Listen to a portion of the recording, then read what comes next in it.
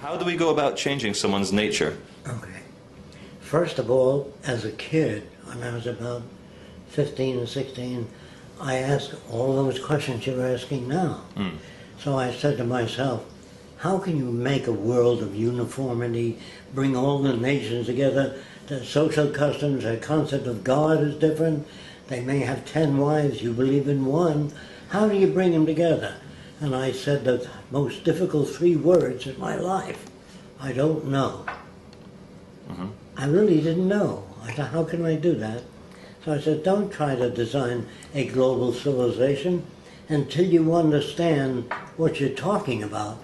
So I got confused. I was my own thinking is talking to yourself. Yes. If I say, I'll see you Saturday, you know, I take the kids in, and he said, I can't see you. See, so it's talking to yourself. There's nothing magical. So I talked to myself and I said, how do you know your system will work? It sounds good on paper.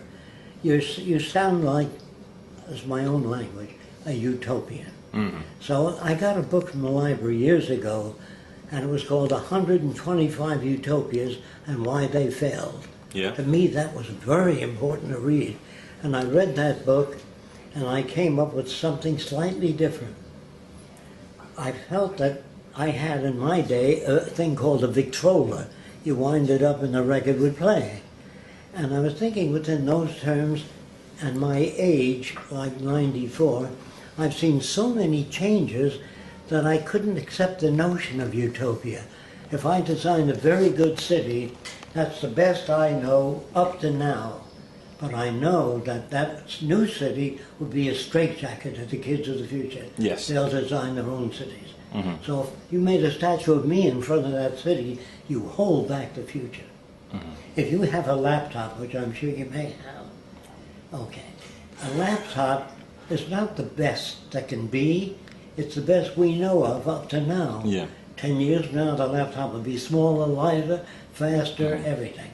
You can't freeze anything, or you can't use the word utopia because it assumes you've done the ideal civilization, and to me that's ridiculous. Anything I design can be surpassed. Yeah, of course. Even in the history of my own work, I keep changing things. Okay, but I have no fixed notion. All the visions of the Venus project I've seen, they look beautiful. They are stunningly well-designed worlds. But it seems like a lot of the people that I've spoken to, not yourself yet, I'm speaking to you now, they see a world without greed, without fear, without murder, without governments, without police forces, without investment bankers. How do you attain that if there's such a thing as jealousy, even a thing like that? Or terrorism, someone might want to blow up. Sure. Yeah. I met many different people in my travels, and I try to explain what jealousy is. See, they don't define their terms. If you ask a particular person, what is your conclusions now in life that you're 70 years old? Because, well, I'm a nature lover.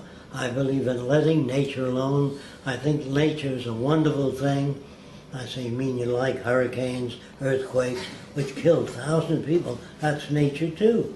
Being ruthlessly honest, there are some aspects of nature that preserve life and some that are dangerous. A rattlesnake is natural, a cobra is natural, and an earthquake is natural.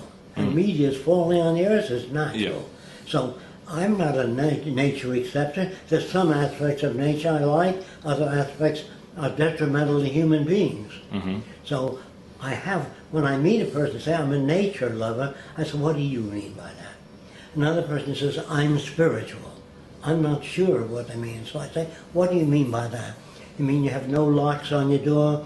If you see a hungry person, you bring them into your house and feed them? Oh no. I know that what they're talking about, they have no real clarification of the use of words. And then I begin to get confused because I want to know what the other person means when he says, I believe in social design, I'm a socialist. I say, or I meet another guy who says, I'm a communist. I said, how would you prevent corruption under communism? I don't know. I said, how would you house the millions of people that need housing? I don't know. Then just say, tell me more about what you believe in. They have no information. Then I meet a friend of mine or an acquaintance, not really that close, and he told me he was running for political office. I said, I'm so sorry to hear that. Oh, yeah, He didn't get the message. He didn't Of understand. course he didn't get. He said, what do you mean by that? I said, as politicians, I've met many of them in Washington. And I said, how would you stop cars from hitting each other? I don't know. How would you increase the agricultural yield without exhausting the soil? I don't know. Or what do you know about the physical world?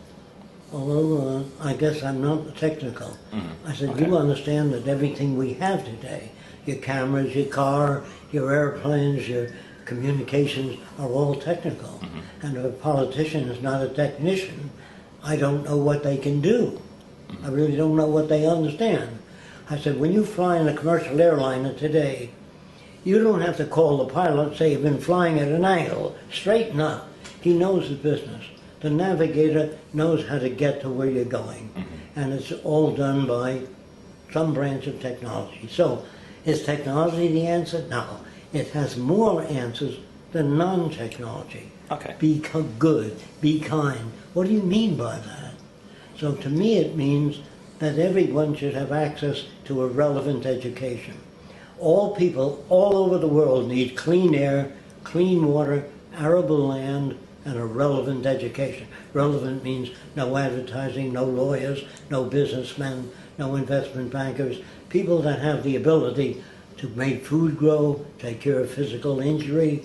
Those are the real people. I don't know of any other kind of people, but there are people called philosophers, which sit back and meditate on their navel or go into a room and free their mind of all kinds of thought and come up with wonderful answers. What is needed in the world is peace and harmony. How do you attain that? I don't know. If you don't have a method of solving a problem, they say, I don't know what you're talking about, Jacques. So I said, well, if I had anything to do with it, with the running of a nation, I would take down signs, drive carefully, slippery when wet. I put abrasive in the highway so it's not slippery when wet. There's other signs, school district, 14 miles an hour. The power output would be 14 miles an hour. So you can step on the gas all you want to. And it says dangerous school children crossing. I designed a gadget that looks like this, and when a kid presses the button across the street, he can't go across until the red light goes on and the pavement turns up like that. It's like a cone. And so no car can hit a kid. That's how I say I care. I don't know what it means. I believe in peace and harmony and goodwill. I understand the language, but I know it has no backup. Sure. So the Venus Project differs from other projects in that when I said to myself, how are you going to change people? I said, I didn't know, so I joined the Ku Klux Klan. Did you know about that? No, I didn't. In Miami. Did you? And I dissolved it in a month and a half. There were 32 members, including the head guy. After that, I joined the White Citizens Council. They hate foreigners. So I joined by identification, so they identified with them. But I always worked on their leader. And I dissolved it in 1 month alone. Then when I came back to New York from California, I asked a lot of people, well, who are the most backward people in the area? Yeah. They said the Arabs. They said they still believe the earth is flat.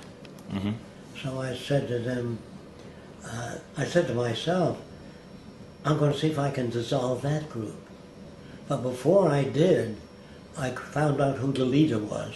His name was Elbaz. I called him on the phone. I said, Elbaz, can I come and talk to you?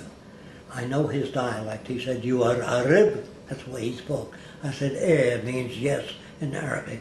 I speak many little bits of language, German, French, a little bit. So what I did is I asked Elbaz if I can see him. He said, from where your father he born? I said, Lebanon. He says, come and sort me, means come and see me. So he said to me, when I get to see him, alone, he said, you believe the world is round? I said, yes. In his country, that means that's ridiculous. Then he held his hand up like this, and he pointed to his head, telling exactly what he did. He said, if the world is round, man fall me down here. All the water, he fall me down from the world. So he said to me, you saw what I'm telling you? I said, yeah. So I gave him a balloon. I brought the balloon there, and I rubbed it with fur real fast. And I put some cornflakes in his hand and told him to hold his hand 10 inches away from the balloon. Do you know what happens to the cornflakes if you rub it with fur? I don't. Electrostatically, they move up and adhere to the balloon. It's called static electricity. Yeah. So his jaw hit the pavement after the cornflakes went all over the balloon. I didn't fall off. He said, world he magnet? I said, yeah. Ah. And he explained that to all the others. So you showed them some evidence. evidence. An hour and a half. Yeah. And I turned them around. Okay, let's is it You okay if don't I turn people around with logic. Doesn't work at all. evidence? That's what they like. Well, for him, what he considers evidence, not what I consider evidence. Then I thought in the Bible it said, honor thy father and mother. My mother was a racist and a bigot. She hated foreigners, Japanese, blacks, and I brought a Japanese kid home one day. She said, I don't want that kind around. So I used reason, as a dummy. I was a kid, I thought reason is a bridge. Didn't work at all. No. So I said, if you can't get to your mother, you can't change the world. You want to know how I changed the Klan with my mother? Sure. Okay.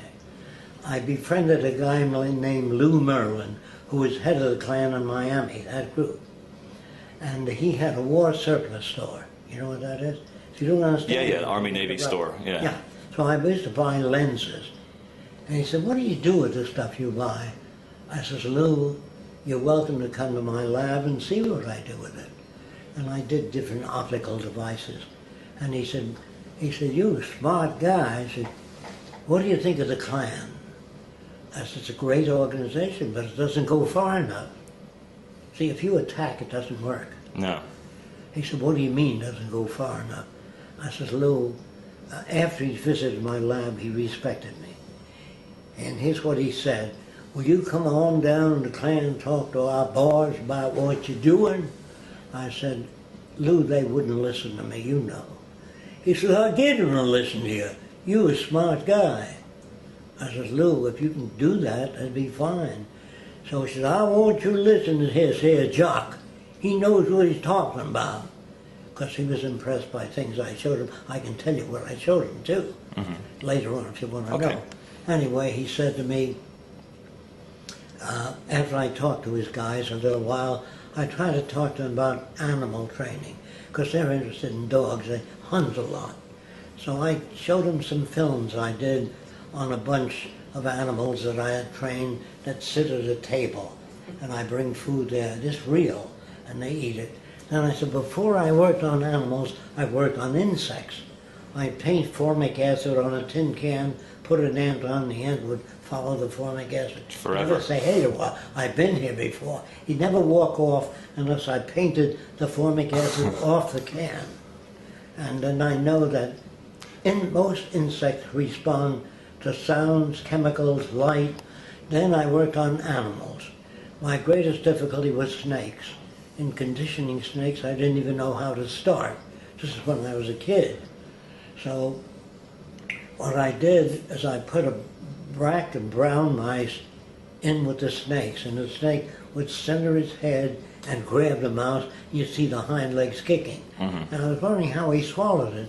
The teeth have back right, and they move up and back, shoving it down the throat. Yeah. He didn't swallow. Then I wanted him not to bother the white mouse. So I put a white mouse in there, and I put a glass partition between the white mouse and the snake. And he'd center his head on the white mouse and hit the glass. And after 10 or 15 times, when the white mouse was anywhere within the area of the snake, it would make an attempt. So I pulled the glass out then, and the white mouse can go anywhere in that cage, but the snake would only eat the dark mouse. And the next thing I did is photograph the white mouse sitting on the snake's head, all going like this. Yeah. And the snake was moving around, And they never wouldn't bothered bother. the white You'd condition the snake. yeah. Then I said, what about nature, like jealousy? Is that inborn? Is that an instinct? Or is it learned? So I talked to a psychologist about it. He says, no, it's a natural thing, jealousy. It's all over the world, in every animal. I said, give me an example. He said, well, if I reach for my cat the dog growls, particularly if I put it on my lap and stroke it. So I said, is that what you mean by jealousy? He says, that's what I mean by jealousy. That's an operational definition. So I said, if it's instinctive, I'm going to try to find out. So I would feed the dog a little bit of fresh liver and then reach for the cat. And keep feeding the dog fresh liver, and after 10 to 15 times, when I reach for the cat, the dog's tail would wag. So if it's inborn, that wouldn't happen. The dog would still growl. So I had to reject that. So I began to talk to scientists, mostly psychologists in the old days. And I said, why do you adjust people to the system? It's insane. That's what they do. They have to be stupid to do that. Because psychologists are brought up with a routine of behavior. And they are given statistics that are not always accurate. And so I began to do a lot of work myself. Now my grandfather changed me in certain ways. He said, Jacques, people came from all over the world to America. And they brought the printing press. The Arabs brought algebra. That's the name of an Arab, algebra. And the Arabs gave us mathematics and the zero. And different nations gave us a printing press and the language. We speak butched English in America. Yeah. So my grandfather said, if you love the earth, pledge allegiance to the earth and everyone on it. If you pledge allegiance to any one nation, you're negating all the other people. And that made sense to me. Now my grandfather in other areas was not sane. He was unsane. He believed there were people who lived under the ground that looked like us, that were replicas with chicken feet, webbed foot. So there were certain areas of my grandfather's behavior that made sense. Yeah. So in school, I refused to pledge allegiance to the flag. Apparently the teacher I had at that time didn't like that. She grabbed me by the ear, dragged me all the way down the hall to the principal's office. I was only about 14 then. And she said to the principal, he doesn't want to pledge allegiance to the flag.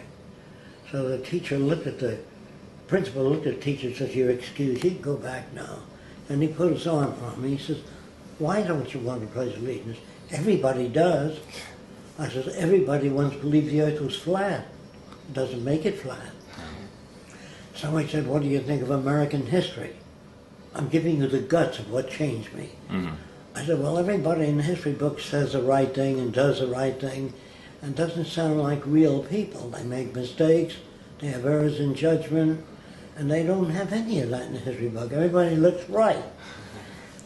So he said, well, what do you think of the teaching we do in school? I said, when a teacher says to a child, that's wrong, there's no information in that language for a child to work with. Well, that's not what I told you. There's no information in that. So I said, what is information? I said, if a child spells cat with a K, say you're very close, draw the two letters that are close and change the K to a C. But don't say that's wrong, because it has no... He says, I'm going to have to call your mother in. So I says, I'll do what you have to do. So my mother comes in crying, the usual, what did he do? She's going like that. And he says, he didn't do anything, but we really have no place for him in our schools. So I said, oh my God, what's going to happen to him? He says, I don't think you have to worry about that, because I'm going to take him to the bookstore and buy him whatever books he wants to read, and let him read what he wants to read in school. I'll rope off the area. But I want him to come to me once a week and tell me what he's reading and why he's reading that. So I'll have to tell you a little bit about other bits before I continue. Sure. Can I? Yeah, of course, yeah. Okay. We've got plenty of time. Well, I wanted to know how airplanes fly as a kid on this thin substance. I could not understand it. So I asked my mother and father and my relatives. They had no information. So I finally went to the library and got out a book called The Wright Brothers. And I was very anxious because for years I wanted to know. I opened that book with great anxiety. And it starts out, it was a sunny day in May and Mrs. Orville Wright was hanging clothing on the line. I didn't want to know that. That bothered me. And I had to go through the whole book was sunny day in May. And near the end of the book, they killed a pigeon, and they put wiring in its wings to keep him out there. And they moved the wings up and back to find the center of gravity and launched it. And that was information. And when I'm back to school and I look at the books, most of them was Sunny Day in May. A lot of bullshit and little information. So I began to read and scratch the bullshit, the Sunny Day in May, and look for substance. So I was able to read more substance than Sunny Day in May. Then he died in about a year and a half after he set that up, and they took away that privilege. So I played hooky. I didn't go to school for 6 weeks. One day I came home and the truant officer was sitting on my doorstep. He said, "You Jacque Fresco?" I said, "Yes." "You haven't been to school for a month." I said, 6 weeks. He said, "That's right." He said, "What do you do when you're not in school?" I said, "I go to the library and I read what I want to read. I go to the Museum of Science and Industry and look at what I want to look at." He says, "Do you hang out in gangs? Do you use drugs?" I said, "No, I'm not interested in that." He asked me, "What do you do at home?" I said, "I have a little lab. It's not very elaborate." He said, "Can I see it?" I said, "It's under a condition that you don't tell my mother who you are, because she would become hysterical." Yeah. He said, "I agree." I shook hands with him and I showed him my lab. Then he said, "I can't say you're wrong, you're not doing anything bad." He says, "You can do me a favor if you want to." I said, "What kind of favor?" He says, "Show up Monday, just to show that I did my job, and you can play hooky all you want to." So I liked the guy. He was a nice guy, and I did that, and I never went back to school. I began to hitchhike toward California. Why? Because airplanes dropped pamphlets. They said, "Come to California, there's lots of jobs." And I couldn't get a job. My father couldn't get a job. This is during the Depression. The banks failed. They paid off a new home. They didn't pay it off. They made down payments and several payments. When the banks failed, they couldn't continue the payments. 15 million people in my area were sleeping in every empty lot. That was the beginning of social conscience. I looked at store windows. There were phonographs. You know, the old thing you wind up. There were all kinds of things available, but they didn't have money. They were good people. They made shacks. And at the same time, I had read there was going to be a bonus march on Washington by the veterans of World War I. That's years after the war. The government promised soldiers $600, but they didn't have the money at the time to give these millions of guys $600. So they marched on Washington with their uniforms, medals, crutches, wheelchairs, and they were sleeping in every empty lot around the Capitol. Well, I was a kid in Washington watching that. And General Douglas MacArthur, I don't know if you ever heard of him, he was a captain then. He said, the Senate said, "Get those guys out of here, it doesn't look good." So he ordered them to leave, and they said, "Not until we get our bonus." So he had his troops throw tear gas at them, and that bothered me, no end. Well, they were tear gassing soldiers. Yes, tear gassing veterans.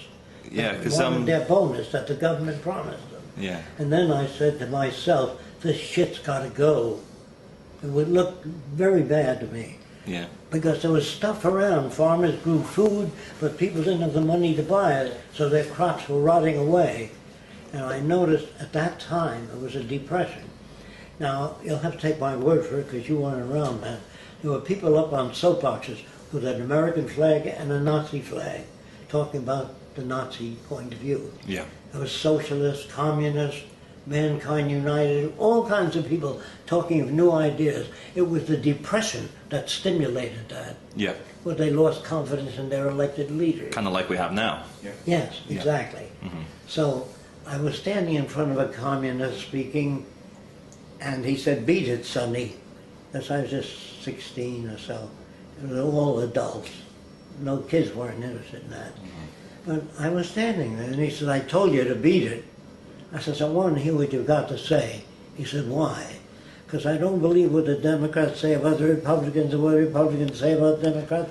I want to hear from a communist what communism is." He says, "You can stay." Yeah. So an hour later, he said to me, I said to him rather, I want to ask you 1,000 questions. He said, you have to go to the YCL. I said, what's that? He said, Young Communist League. I said, where are they? He gave me an address, and I went there, and there were kids, boys and girls, 10 years to 17, and they were reading books like Dostoevsky's Crime and Punishment. The kids were not typical. They were different than normal. Yeah. They were much brighter. And so I waited till the meeting was over, and I raised my hand and said, how are you going to prevent corruption when communism comes in? And how are you going to house the masses? He said, well, when that time comes, we'll work on it. I said, look, it sounds very humane. Let's start a technical branch of the Communist Party and work on mass housing. They said, you're a deviationist. I said, what's that? You're deviating from the teachings of Marx. I said, I'm trying to help. I'd help anybody. So he said, you'll have to leave. You're deviating from Marx. But the vice president of the Young Communist League said, let's hear him out. And they kicked us both out. Well, this guy was dumb, I think, because I was only going to help anybody. Yeah. Anyway, after they kicked us out, that was the time I hitchhiked to California. And this woman driving the car, descriptively, she must have weighed over 300 pounds. Brand new car. Big hat with cherries and feathers. That was normal when I was a kid. So she opened the door part of the way. She said, are you a Christian? I said, what else? She said, get in. So she let me in the car, and I fell asleep because I haven't slept for days walking on the road. And she poked me in the ribs. She really did hurt me. She said, you're not sleeping in my car. I said, what do you want me to do? I want you to sing all the way to Texas. I said, what do you want me to sing? Jesus loves me, that I know, of course the Bible tells. I had to sing all the way to Texas, but I realized that as a religious person, she didn't understand what she was reading. Yeah.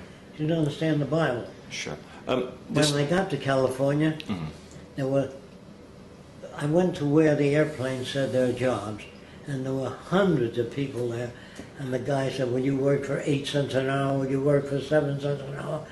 And picked the low bidders. And that was very cruel to me. So I hitchhiked to one of the aircraft factories, and I was about, I'd say, nearly 18.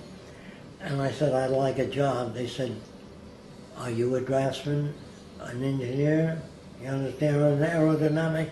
I said, no. I said, we can't hire you. You're even a high school graduate. I said, that's true. So I showed him my drawings, and he said, you're hired. I said, what do you want me to do? Just think up ideas. I said, what are your problems? He said, well, when a big plane lands, I'm giving you detail. The big tires sometimes cost $10,000 a piece on a Ford Tri-Motor or a Condor, and the tires wear out fast. So I put vanes on the side of the wheel. When the landing gear, when you were in the air, the wheel would turn. If a landing gear was retractable, when they straightened out, the wheels were turned by the vanes on the side. Everything I thought of belonged to that company. I worked there for some time. And the guy said, the first 3 weeks you were here, Jacques, you made more contributions to the aircraft industry than the history of aviation. That's a chief draftsman. And he said to me, how do you think up all these things? I said, that's a long story. So he invited me to his home for dinner, and I explained it. He says, I want you to meet the chief aerodynamicist. That's a guy that studies airflow over wings and around surfaces. So he told him that I did not believe in the Bernoulli principle. Do you know what that is? No. Air flowing over the top of the wing covers a greater distance and creates a partial vacuum. So it creates and lift. 2/3 of the lift comes from the top of the wing, not the bottom. So I built a model wing to test that out. In order to deflect air up this way, I had to take a down load in the wing. Do you understand? If air hits and gets deflected that way, if you hold a racket at an angle, you'd think it would push the wing down. Yeah, that's the resultant. So you get nothing for nothing. Yeah. I was telling Ford, the guy that hired me, that I didn't accept the Bernoulli principle. He told that to the chief aerodynamicist, and he came over to me and says, you don't accept the Bernoulli principle? I said, no, I don't accept certain aspects of it. He says, I don't even want to talk to you. And he walked away. Very famous guy, Dr. Klein. And that's the first time I encountered a scientist that was unscientific. Yeah. He should have said, what is it you have against it? If he was scientist, he'd try to help me if I were wrong. And so I began to say, gee, if a scientist behaves like that, then I mustn't honor scientists. I have to check them out, each one of them. I said, that's a tough job. So I got into a field called general semantics. The book is called Science and Sanity by Alfred Korzybski. He began to tell me that words people use are not information. They're just names they get in school. And that book really made me aware of language, communication. So I began to study semantics, followed by another book called Tyranny of Words by Stuart Chase. That would help you if you're really interested in the history of language. So I got Mind in the Making by James Harvey Robinson, How We Get to Be the Way We Are. And all of those books were based on experiment, not armchair philosophy. So I became highly experimental. Following that, I was working on a certain airplane called the DB-7, Douglas Bomber 7. And I didn't work on the bombing mechanisms. They always asked me to, so I don't know how to do that. Only safety devices for aircraft. And that plane had a tendency, I built a model of it, and put it in a spin tunnel, and it went into a spin right away. Instead of a diving spin, it was a flat spin. And the aerodynamics book said that most flat spins are fatal. Planes do not pull out. So I went to work on that problem and showed Ford, if you turn your wingtips this way, you can stop a flat spin. He said, great, I'm going to take out a patent on it. In the name of Douglas Division of Northrop Aircraft. Rather than in the name Not of Jacque you. Fresco. Yeah. Yeah. Everything you think of, whether you're home or not, is taken by the company you work for. Yeah. So and I thought that was unjust. I thought that was unfair. I never got an increase in pay or anything. Eventually, it went into a flat spin. And Ford said to me, we're in now. We both were asked to resign. You understand? Yeah. Because the establishment would have been held responsible. So I was looking for justice. I thought it was unfair. And then I realized there's no justice, that free enterprise ships things out because it costs less than making it here in America. That cigarettes kill people, but the government gets a good piece of the action. That means they didn't care for people. That was the evidence I had. And whiskey and all that junk food which goes out to people, and then the artificial contamination of plants by genetics without long-term testing. That was dangerous, to genetically alter a plant where you could grow things organically, but never a mono plant system. You have to have mixtures of different plants that reinforce one another. So I began to turn away from commercial agriculture, commercial science. You understand? I was interested in science, but they were owned by corporations. Scientists made nuclear weapons. A guy named Albert Einstein wrote a formula, and he helped. And Szilard and Oppenheimer worked on the atom bomb. And in the Bible there was something useful. It said, cast ye not pearl before swine. You know what that means? No. Don't give people things that they're not ready to use intelligently. So technology became a lever of the armed forces and government, where they worked on killing machines, because they were patriotic. In Germany, the German scientists, some of them left, but most of them stayed and made weapons. In Italy, the Catholic engineers made airplanes against America. In America, the American Catholics made planes. And the priests used to dip their stick in holy water and bless the airplanes in the wartime. Whereas in the Bible it says, thou shalt not kill. Yeah. Love thine enemy. Turn the other I always cheek. thought the irony of having priests and chaplains in the military was I'm just delicious telling you irony. My background, which I think you ought to know. Yeah, I absolutely. just didn't come up with these ideas. No. So the way I was raised, I was forced to encounter those things. Yeah. Thank you. That you've seen quite a few things in your 94 years. So I need to ask, You know, one of the bogeymen of the whole truth movement is David Rockefeller. You and him are the same age. What is the secret of your longevity? There's no secret. There's just a lot of work to do, and I don't think in terms of eating to live. I eat. Yeah. And I like certain foods, and I dislike other foods.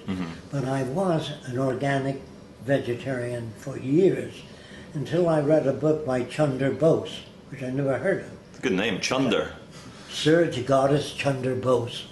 He's from the Bose Institute in India. He went to the science convention in England, and he explained what he was doing, and they laughed him out. He was a plant physiologist. And years later, some British scientists went to his lab, and they found out what he was doing was because what he was doing is so radical. He took some living tissue and stretched it across 2 terminals. He put a candle on it underneath it to see if he could register pain. And he had no oscilloscope in those days, but he had everything projected on the wall by a mirror, which moved very slightly, but on the wall he got the patterns of an oscilloscope. I see. And he said that copper wire showed the same reaction as living substance. So he had difficulty when first said, what do you mean life and non-life? He said, well, the sun is inorganic, but without it, all the plants would die, and man eventually would die, and all the animals, and that's inorganic. So he failed to separate the organic from the inorganic. They're all part of a common chain, and his book was so different that it changed me, and I saw cancer on rabbits, vegetarians, trees, dinosaur bones. I began to look into things. Then I said, what about the things that are beyond science, the physical, the metaphysical, the telekinesis, you know what that is? Yes. Moving objects without touching them. Yeah, which George and Lucas touched so many upon. people that believed in that. I said, Jacques, why don't you check that out? And I read about a guy named, I forgot his name offhand, but anyway. Astoria. And he was from, I think it was from India, and he said he never used a telephone. He has the power of telepathy. And he said he never used a telephone in his life. He can always read a human mind. So I said, if he can do that, to hell with science. What am I busting my butt for? It takes a long time. So we brought him, I and about 10 other people brought him from India to America. And I said, sir, if you can read my mind just once, I will shout it from the highest towers and tell everybody about it. Yeah. He says, well, I do it all the time. So I said to him, if you're going to read my mind, do you want a full moon? What are your major options? Yeah. He said, no, any time. So I said, do you want me to face the east or west? I wanted to give him the best conditions. Yeah. So he said, no, just think of something. I said, what if it's technical? He said, well, I won't use the terminology you use, but I will describe the event. I said, that's fair enough. But before that, I noticed him working with people. He was talking to a woman about 78 years old, and it says there was a death in your family, either 3 months or the past 3 years. There's always a death in the family when you're 74 years old.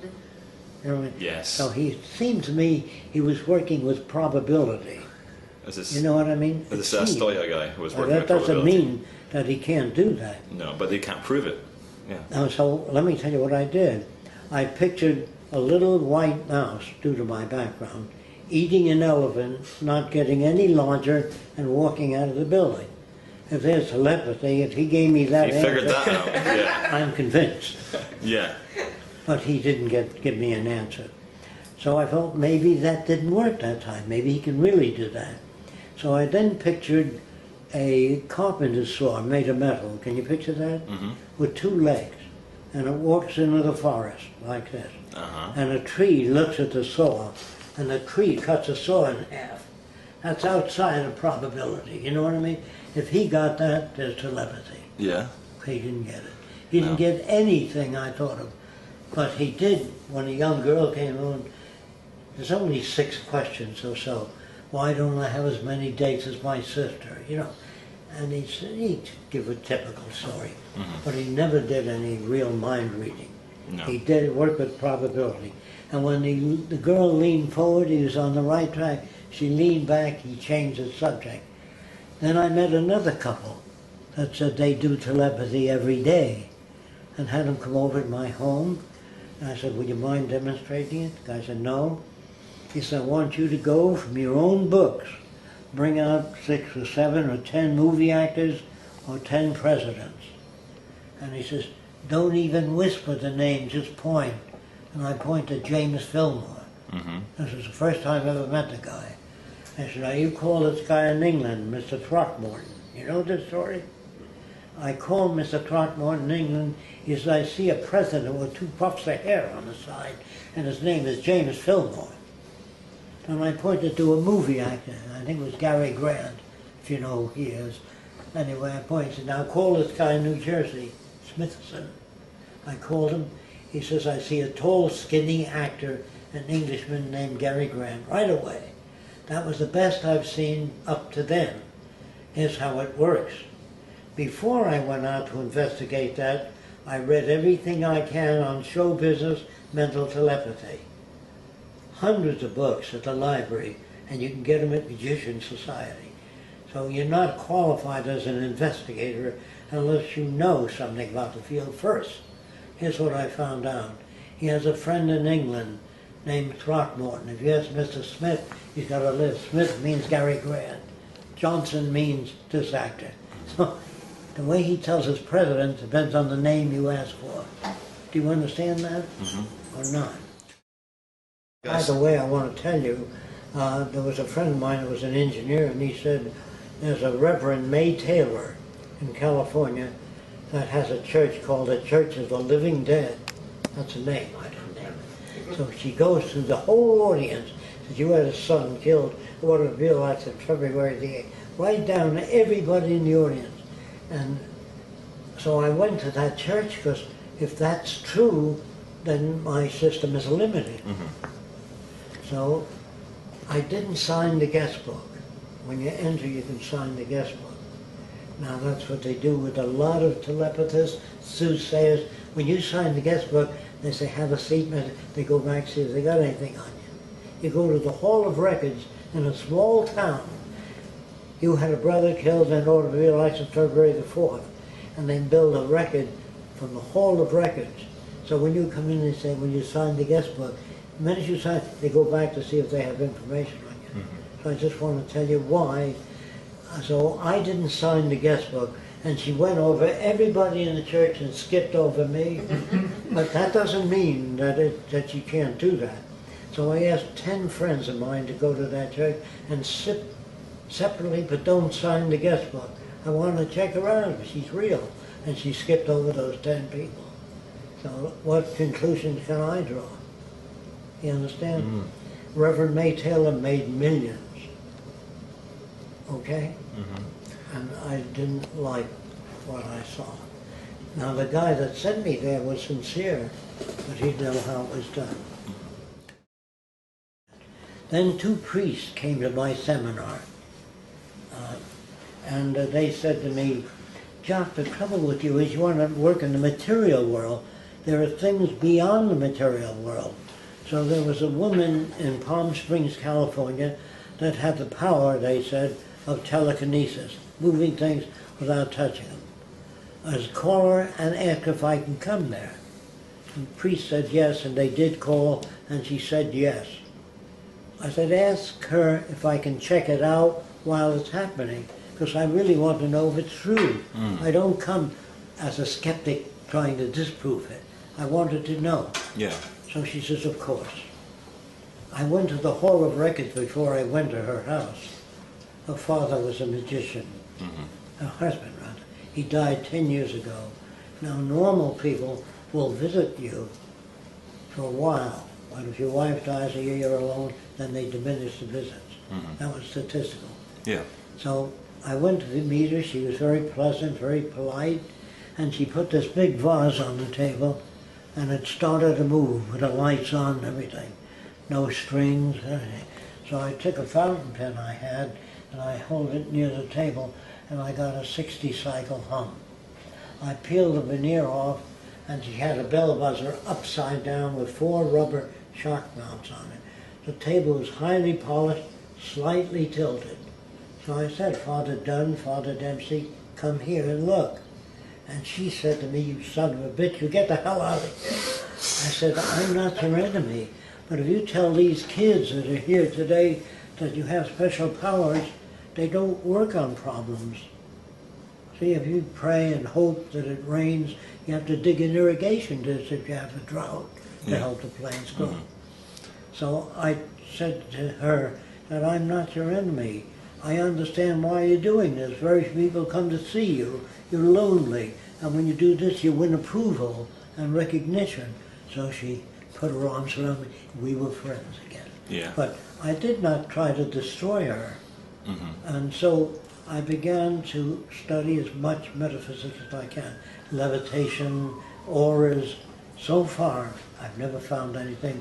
Sure. Except in a book, a religious book, this guy had a halo, and many witnesses to that. So I got another book called Anomalies and Curiosities in Medicine. There are many skin diseases that are luminescent. Did you ever see luminescent waves? Yeah, bioluminescence, yeah, in the water. Okay. Yeah. So these skin diseases produce the luminescence, and they thought they were holy men. They were just not qualified observers. You know what I mean? Correct. Yeah. So a lot of that began to fall away in my background. So everything in my background became related to, do you have an operational definition for the words you use? So if I use words, I must have a visual picture of what those words are based on. And that did away with a lot of bullshit. Just getting closer. I got that from semantics.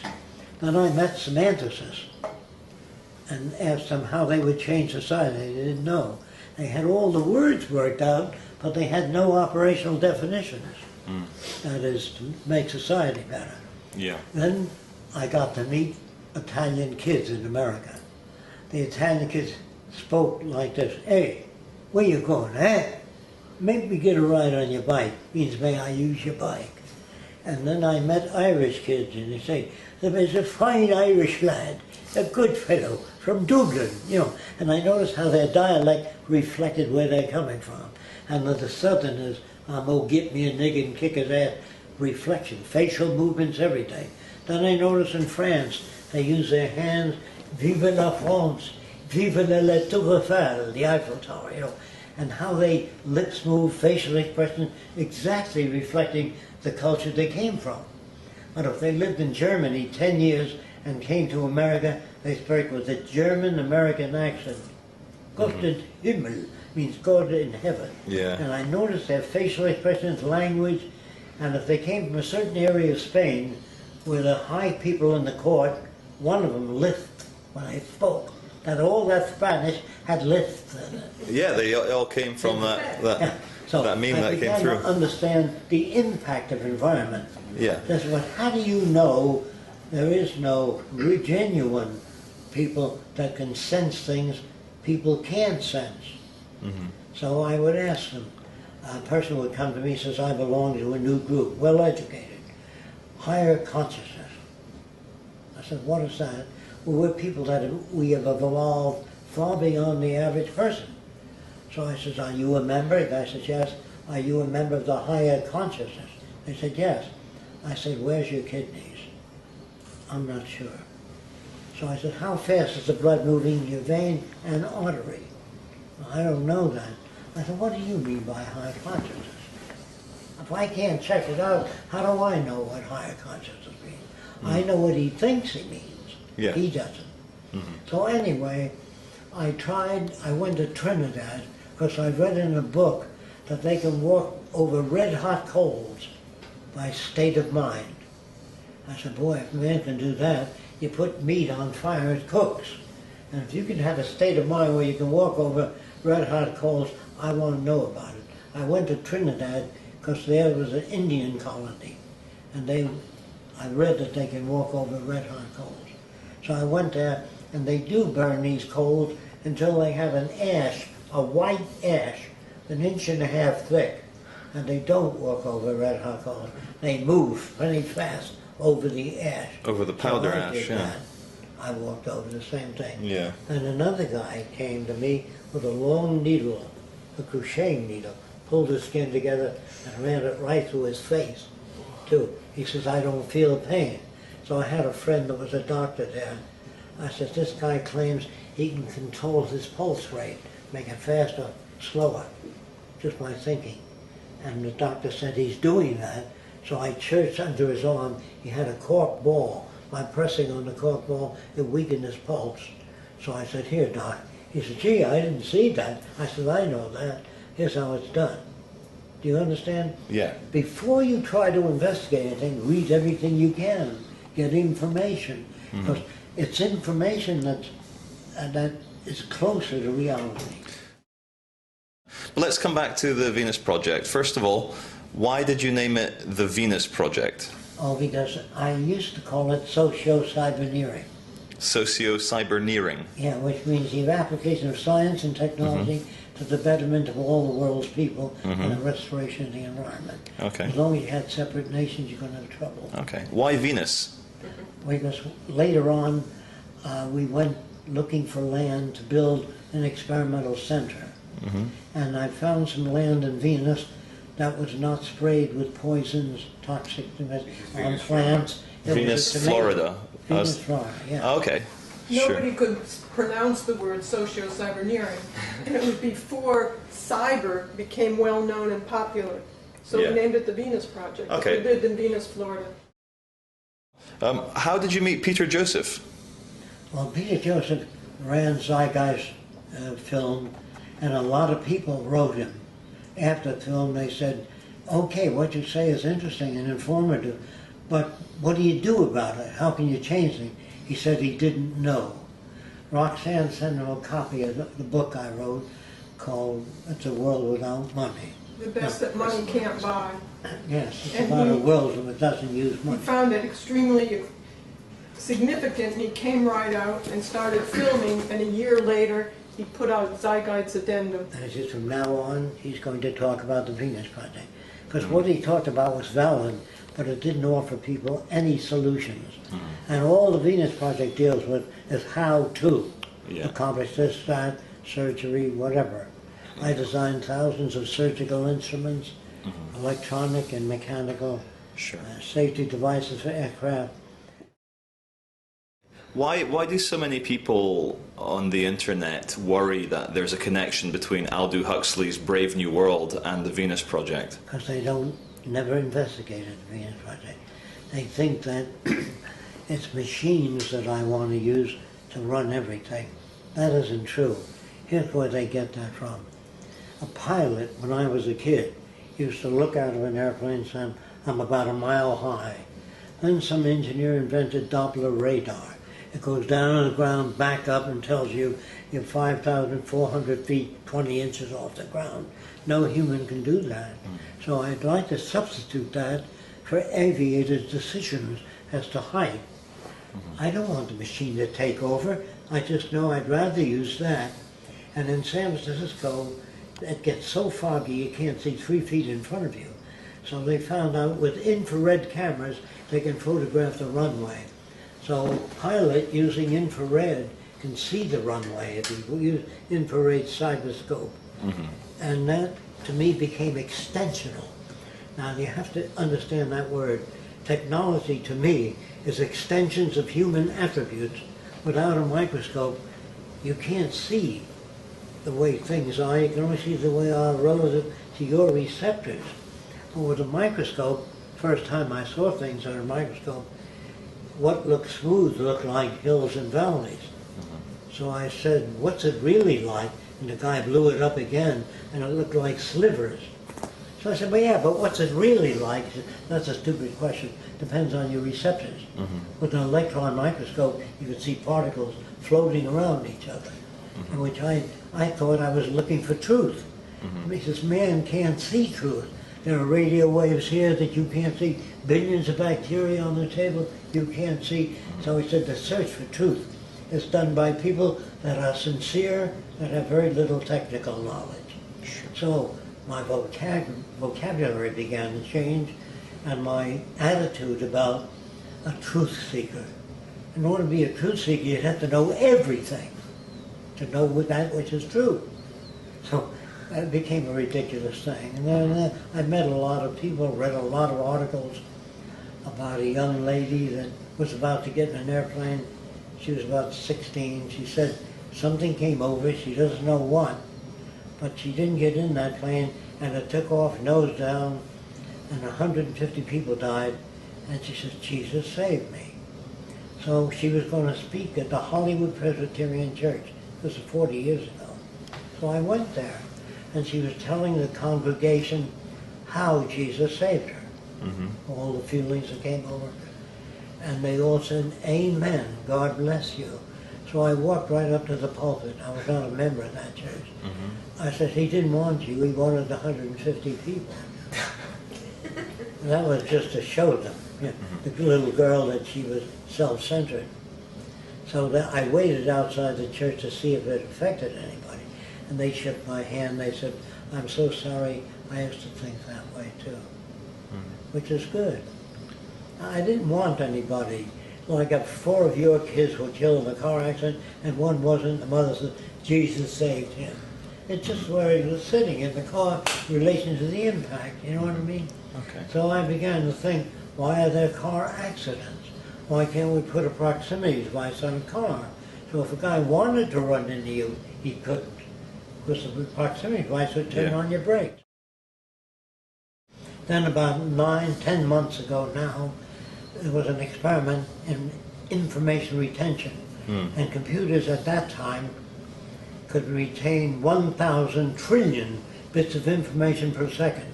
No humans can do that. So I want to put machines in Washington connected to industry, production, agriculture, to get an overview of our capabilities, not to replace people that can do the job better. No. And not to control people, only monitor agriculture. Now let me just tell you something I'm sure you don't know. From 3,000 miles up in space, with infrared cameras, if you photograph the Amazon jungle, you'll see all the thick trees as red in a definite pattern. So the Earth turns under the infrared camera, and we get a picture of the state of disease of plants all over the world. No human can do that. So those are the areas that we wish to automate. So we have a picture of the Earth, and we have a picture of the ocean, which comes out when it's contaminated in different colors. And we can see contamination, death of the reefs all over the world. No human can do that. People think that they're going to be taken over by machines because they think of it in terms of this society, the monetary society. And I'd be scared shitless of machines taking over in this society. It's already going that way. In fact, that's what's happening. No matter how much you don't want machines to do things, it doesn't make any difference. They're better than people. They're faster in factories, and they're going to take over people's jobs. But in this society, they displace people, and they hurt people. People use machines to subvert other people and hold them down and bomb them and kill them for resources.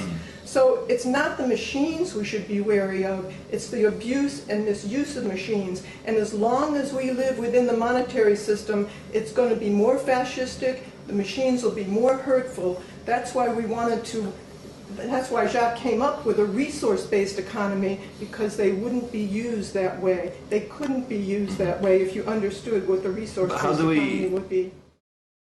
How do we convince people that that's not When a I good way? was about 17, I built a new kind of airplane.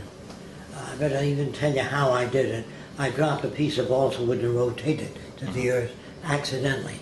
Yeah. So I S-shaped it and rotated faster. And so I designed 2 wings on an airplane that rotate, not a propeller. Sure. Just rotated. And it went to the ground slowly, took off faster. And when I went to a model airplane meeting, most of the normal kids turned out normal airplanes. I never did. I worked alone, some of them didn't fly, and I had to overcome the problems. And I didn't depend on approval from other kids.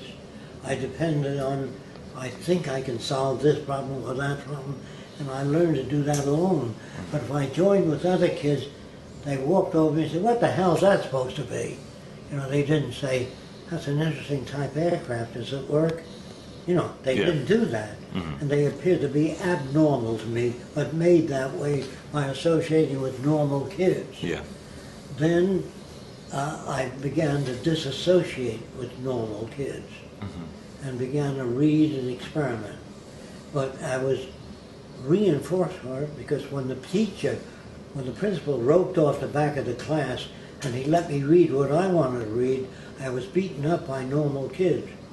In the aircraft factory, when this guy Ford roped off an area and says, just think up new things, I was beaten up by the engineers. Can you understand that? Yeah, because they don't want you. They don't want to deviate from. So I began to lose respect for education. I began to look into universities, and they were better equipped than ever with the technical equipment. But the wars were getting worse. They could bomb whole cities with nuclear and wipe out thousands of people in a few seconds. Yeah. And so I said, there's something wrong with our culture, obviously. Very much so. And so I went to work on the redesign of a culture. That's what made me started. And then the problems, how do you change people? For years have been brought up, generations. So I went back to China and started to study Chinese. And I asked Chinese people with correspondence, was there ever a Chinese baby born that spoke Chinese through the millions, thousands of years of speaking Chinese? They said no, always had to go to school. Then I began to question, can people pass on experience to their young? And I tried that in all languages. No American nor Englishman ever spoke English without going to school. And we took a Filipino baby and brought up in Italy, he speaks just like an Italian. So you can't pass on acquired characteristics. You could pass on double eyes or triple ears or multiple breasts, but you can't pass on what you've learned. If you're a mathematical genius, you can't pass that on to your kids. But if you have a way of reaching those kids, you can give them the ability to do that. Then if you're born with a better brain, say more neurotransmitters, you know what an idiot savant is? It's a guy that can tell you, if you say, what happened in 1918, February the 2nd? That's the day the first battleship was honored, see? And they said, gee, what a family. But the guy in other areas is an idiot. There were more neurotransmitters in a regional area of the brain. So, if you're born with a better brain than anybody, a better brain tissue, more neurotransmitters, you become a fascist faster. But the brain has no mechanism for telling you that which is relevant or irrelevant. That's based on experience. So I notice when a baby fox sees a porcupine, it doesn't know what it is. It gets closer and closer, then it sniffs it and gets stuck and stays away. And people say, you see, he learned. No, he was changed by the stick. They use the word learn. Or if an old man's walking around and says, man will never fly, then the plane flies over. He says, I've changed my mind. He didn't change his mind, he was changed by events. Say there are some very rich families or dynasties which do run things in international finance or politics. You've got the Kennedys, the Rockefellers, the Rothschilds, just to take the bigger examples. How these people, to me, obviously love power. They love, like Chairman Mao, Mao Zedong said, I agree with you. they love power. How would we convince them to have a more egalitarian society? I had a friend named Henry Berliner. He owned the Berliner Joyce aircraft factory. And during the Depression, I went to see him, and the government agents came over, said, we're taking over the factory. He says, why? You haven't paid taxes for 3 years on it. He said, I have no orders for airplanes. Take the fucking factory. It's not doing anything. And that's what happened in the States. Chevrolet failed, the banks failed, and we gave them, the same people that created the problem, money. We bailed them out with public funds, educational funds, and that tells you who runs the country. Obama did the same thing. So I'm telling you that that will not change things unless General Motors shows you a blueprint of a new car, better than the Toyota, better mileage. Then if you bail them out, you got a definite return. But if they show nothing, you just bail them out, it means they're basically corrupt. Now, they already lost their factories, but we bailed them out. This time, there is no bailout. We've never had a condition where we went to war where everybody didn't prosper. Now, you have wars all over the world and people aren't prospering. Yeah. With nuclear war, it would take 3 days. There's no time for profit. Do you understand? I do. So you can't make any money. So I say, if they were to conscript you to serve in the army, this is the way I talk to soldiers, they should conscript all the war industries so no one makes a buck out of war. Then it's real. Yeah. I talk that way to soldiers. They say, gee, that's right. But if you say you're just killing people, they don't think, what are you, some kind of a foreign agent? Yeah. Show them what's missing. And if you can't do it linguistically, do it with films. Yeah. Now, films can get to millions of people. I can. I travel around the world. I may talk to maybe 500 people in an audience and convince them. I think I know how to do that. But there's millions of people, and if you movies, you get to millions of people in 1 month. So that's why I recommend movies. Yeah. I will show movies of how I got to be the way I am. I would show movies with things that I really didn't talk to you about, that man cannot think or reason. All that's bullshit. Yeah. And I show how the mind works, how we get to be creative, what creativity is. People write about it. The man is very creative. They're born genius. They have fantastic inheritance, or they're gifted. If a person's gifted, why give them a medal? Yeah. If you're born a mathematician. You know what I mean? Why honor them? Why have a beauty contest? The girl didn't make her face. It was made of mud and she shaped everything. You can give her a medal, but if she's born that way, why honor them? So anyway, I began to dissect the culture all over the world, and they're all full of shit. All cultures. Yeah. So it's easy to say Fresco is full of shit in all the world. Yeah.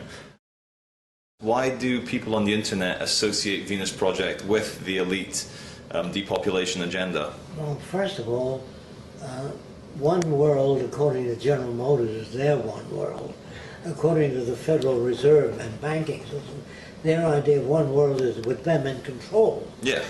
See, that's the world that a lot of normal people don't know enough about the Venus Project, so they always liken what I say to communism or socialism or fascism. They'd call me everything. Now, communism uses money. Communism has banks, it has armies, navies, prisons, police, and government. We don't have any of those things. It seems to me, I'm Jacques. trying to tell you fast what the difference is. How do we make 7 billion people in the world see the same thing? When we went to war with Nazi Germany, we sent Lindbergh to Germany first because he was honored as first man to fly the ocean. I don't know if you know much about him, but anyway, he came back and he had this to say to the Pentagon. They are turning out 3,000 planes a month in Nazi Germany. We had 600 first-class fighting aircraft. That's all we had. So the government sent special agents to all the aircraft factories and said, expand your factories at twice the size. We're going to be at war with Germany, Italy, Japan, and Spain. So we needed expansive production. So the aircraft factory owners had a board meeting and they said no, because after the war we'll be stuck with big factories, no orders for airplanes. The answer is no. So the government says we'll pay for it. That's public funds. So they borrowed money from the banks, created a super debt with the public funds. After the war, the American people owned 60% of American industry, and they gave it to them for 3 cents on the dollar.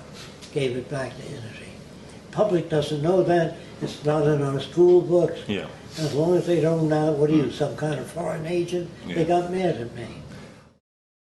I personally, Jacques, I think civil society, because it is untenable that it will go on to the future, I think it will collapse. Yeah. My vision of the future is we will all fight it out. There will be a giant World War III, for better words, and God help us all. I don't believe in God, but God help us all. I know. And I think we've gone, since the agricultural revolution, I think the what wrong you're way. just saying has a higher basis of probability than the Venus Project. Yeah. But I can't accept that. But the reason why I You think... understand that? I understand. I can't accept it. So I'm going to do everything I can possibly do and Roxanne and the people that support it to change people. If it fails, it fails. I'm not an idealist that thinks the Venus Project will be accepted by people. That I don't know. Yeah. It doesn't take everyone to make this happen. Most people want to know what's in it for me. And if things did collapse, if there was a group of people that can initiate the Venus Project in some way, and the Venus Project's about making things abundant and available for people. And if they see it's a higher standard of living for them, they would most likely accept it after things crash and they can't eat and they don't have any place to live and they have no job. Yeah. Well, we all know that to make big change, it's so much easier after chaos. Yes. Like in Hurricane Katrina, the companies went in there, privatized all the schools, no problem. But if there wasn't a direction to work toward, if there isn't another alternative, and I don't see any other alternative out there that's updated with our science and technology for the benefit of people, not for the benefit of industries and corporations as it is today, but for the benefit of people and the well-being of the environment, then we're not going to make it. We'll turn right into fascism. So the more that people understand this direction, that there is another direction to work towards, and not people who misunderstand it and thinks that the Rothschilds or one world government has, it's funny to us that, it's because it's so much the opposite, they haven't looked into it at all. Then we might have some chance of some kind of sane, sustainable future. Sure. Yeah, the Venus Project would seem appealing, but would people in the Venus Project be happy if I took all the people back into the jungle and lived away from your society? Like, is it possible for there to be two ways? The jungle, there's so many people on Earth today. I think that you're trying to ask a deeper question than that. Who makes the decisions in the future? Yeah. Who decides which way people ought to live? The carrying capacity of the environment. Do you know what that means? Yeah. If an environment can support so many animals, if the altered environment by earthquakes, the water goes into the ground, most animals will die. So we study the carrying capacity of the earth and how many people do we have on it. And if we do use all the earth's resources, can we wipe out poverty? Can we build hospitals instead of digging up nickels and dimes for medical research? So far, up to now, we still have more than enough resources, even with all the waste and war. Now, if you take the cost of World War II, I'm talking about bombing England, bombing Germany, flattening it out, 400 ships on the bottom of the sea, thousands of millions of dead people, and just take the money that it cost to fight that war. You could have housed everybody on Earth, wiped out the slums all over the world, built hospitals all over the world. There's something wrong with our culture. There's something wrong with all your bullshit mathematicians that are always doing higher plane mathematics. That's why I don't like this guy in the wheelchair that is interested in particle behavior. If you were a scientist, why do people kill each other? Yeah. Get out of that goddamn field. I don't give a shit about whether the planet moves and oscillates in an orbit while the world is going to hell. Yeah, let's get our work on priorities now. right. Yeah. Yeah. Does that answer your question? Yes, it There are does. problems now. Yeah. And I don't want to go to the moon, because if we start going to other planets, the next war will be out there. And so I want people to learn to live together and go out into space as a joint venture. Is that acceptable? Yeah. I'm very much against any single nation going out there. Well, absolutely, because it's just an act Where of do we separation. disagree? Well, we don't.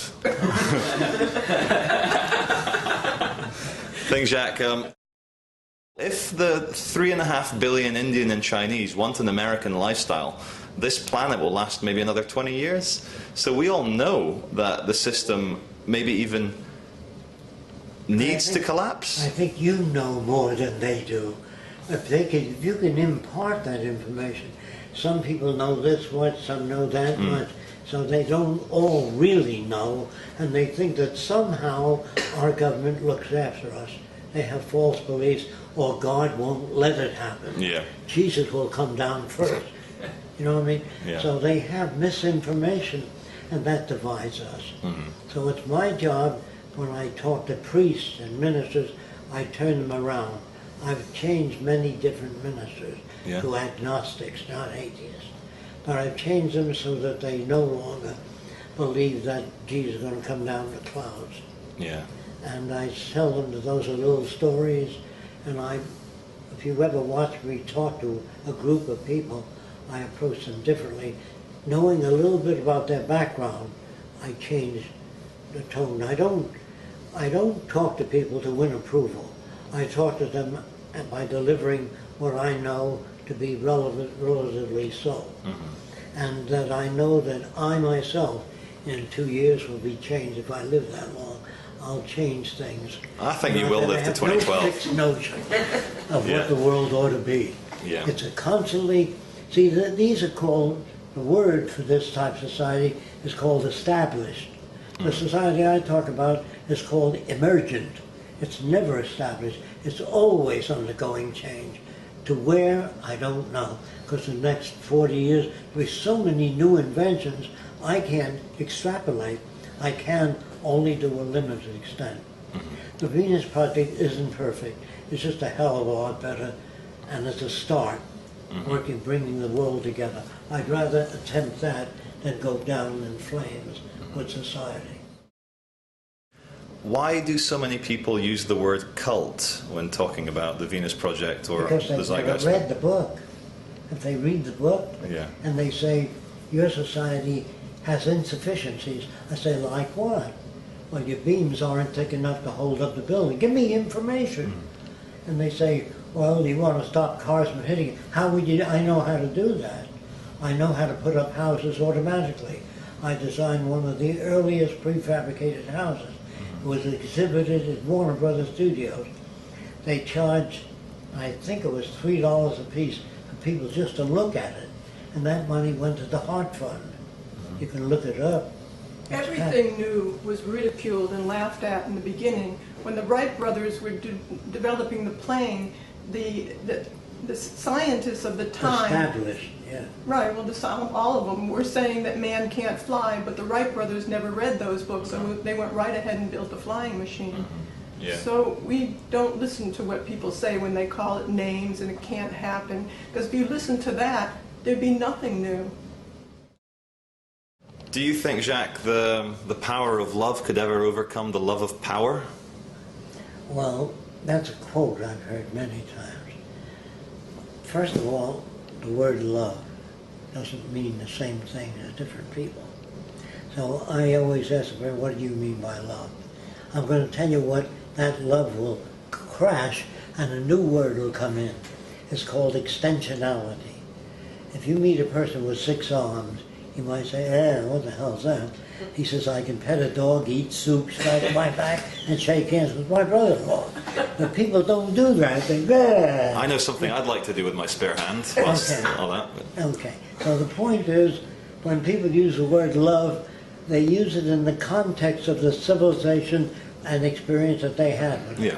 In the future, when people meet, a guy is going to see how extensional that person will be to him, and they will associate with one another because of extensionality. Meaning, if you met people that taught you how to grow food faster, healthier, how to live healthier, if you realized what they were doing, you would tend to associate with people that were extensional. The word love has so many different meanings, so many different people, we would rather use extensionality.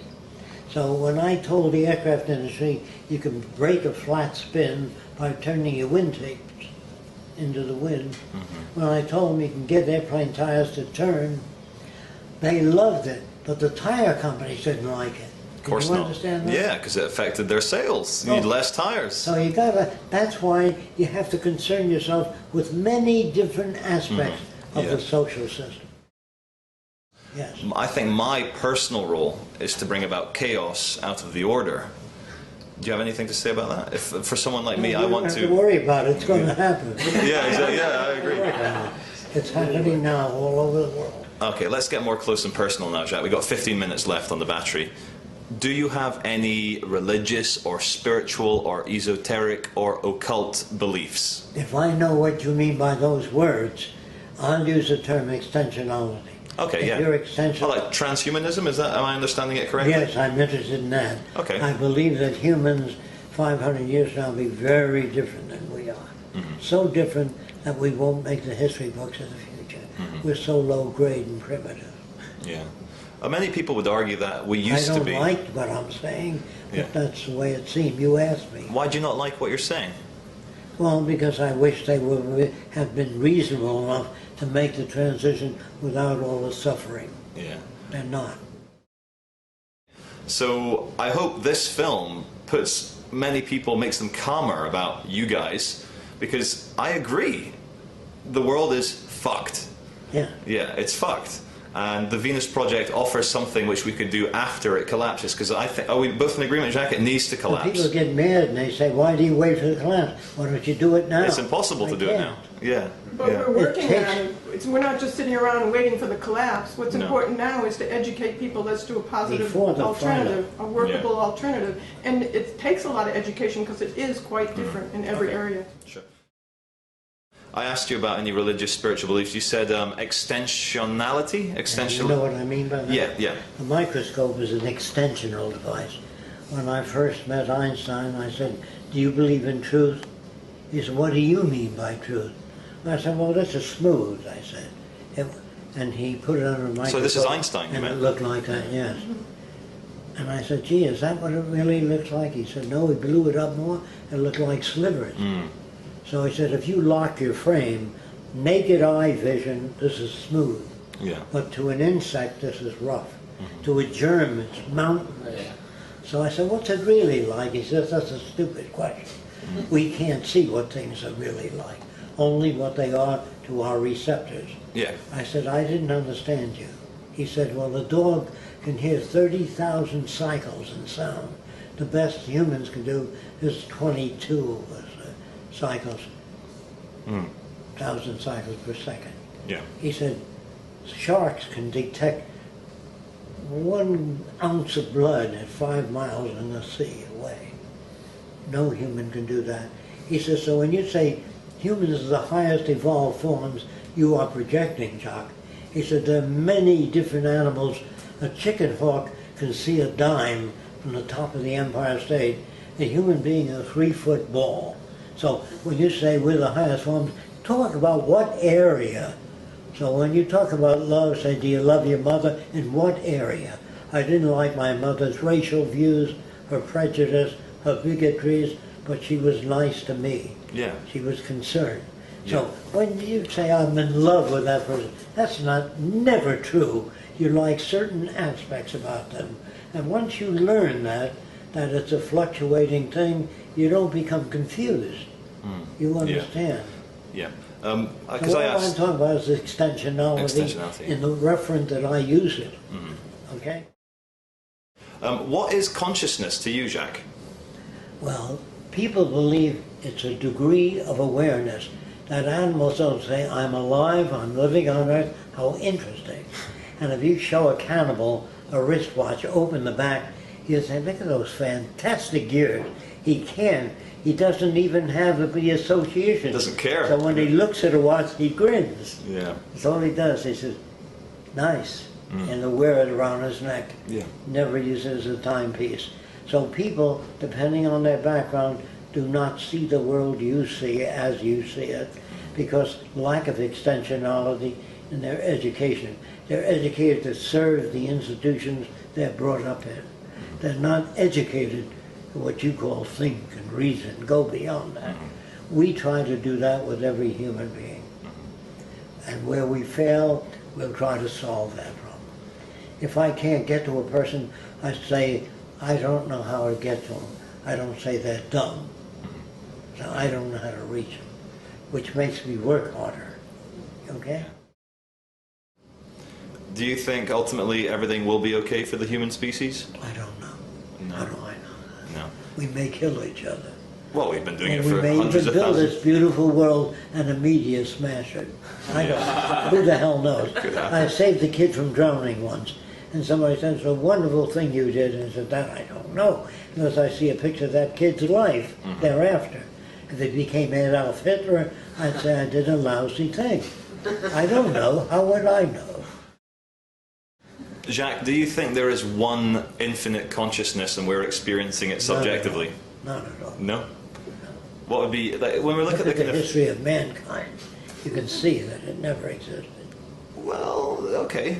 So if we look at the overall massive cosmological bigger picture, if you could sum up in maybe 3 minutes what's going on. I would believe that if a hurricane came and went over a church or around it, or if there's just children in a building and the hurricane went around that building, I say there is a cosmic consciousness.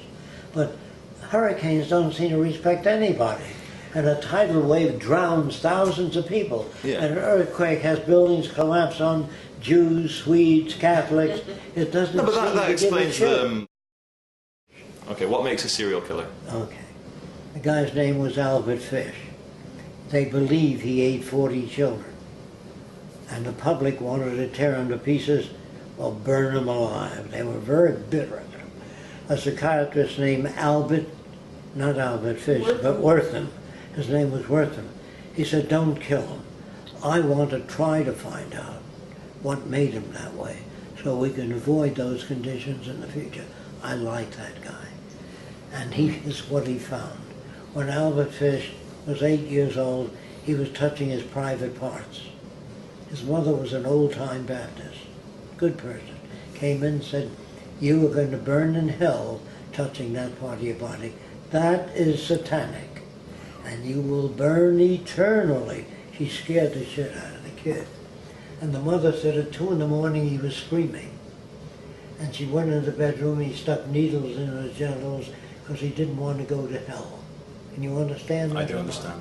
Then he used to take minority kids in the woods and try to cut their genitals off to save them from hell. I understand. What do you think a soldier is? He's a guy that saw movies of Japanese raping women. That's called propaganda. Yes. Because Japanese have as many rapists as we have. They're not all that different. But with propaganda, you can make people hate Germans, call them krauts, sauerkraut from that. And Or nowadays Japanese Muslims. slanty Yeah. eye bastards. Whatever it is that we hate, we manipulate. We make movies to get kids to enlist in the army. Yeah. Showing medals, heroes. And I want you to know this. I worked for a guy named Ernst Udet. He was the head of the German Air Force in World War I. I worked for him. Really? I said, how did you shoot down 70 airplanes? He says, it was very easy. That's the way he spoke. He said, I would fly above the squadrons and look at the rookies. You know what that means? The amateur pilots weren't good at getting, and I'd pick them off. Was that Predatory, clear? yeah. Yeah, that's how he did it. Yeah. When you were asking, how could you possibly do that? Yeah. And he answered, well, yeah, this is how, yeah. He told me. Excellent. Same for Eddie Rickenbacker, American hero. Shot down about 65 planes. There's no other way you can do that. If you had equal abilities up there, you might last through 6 or 7, but not 71 airplanes. Yeah. Do you understand what I'm saying? I do understand. Okay. So to me, all the people that are heroes, they're all part of this sham. Yeah. Okay? I'm not mad at them or angry at them. I understand them. If you're brought up in this world and you have a machine gun and you kill 400 men enemies, they put a medal on you, 5 medals. Yeah, you're not a mass murderer, you're not a serial killer, you're a hero. Do you understand? There are no mass murderers, no serial. They're made by certain conditions. Yeah. And if we don't know what those conditions are, hate substitutes for solutions. How they get to be the way they are. Yeah, then it makes them a lot less scary. If you know how to change them, Yeah. if you know the mechanisms of change, it takes, people say, how long would it take to change all the people on earth? Given control of the broadcasting companies, movies, and the media, it's 3 months. That's all. 3 months. That's all. That's probably quite true. Well, they did it We with got swine that- flu, I got that Islam. from the army. Yeah. I said, how do you take people out of church, kids, and make them killing machines? Yeah. We get a guy named Frank Capra. He made a movie called Why We Fight. Make the Japanese look bad, make the Germans look terrible, make Spain look awful. Works every time. And it works every time. All How right. long did it take? 3 months. So give me movie control of television, radio, and it doesn't take that long because the people get it. They change other people. Absolutely.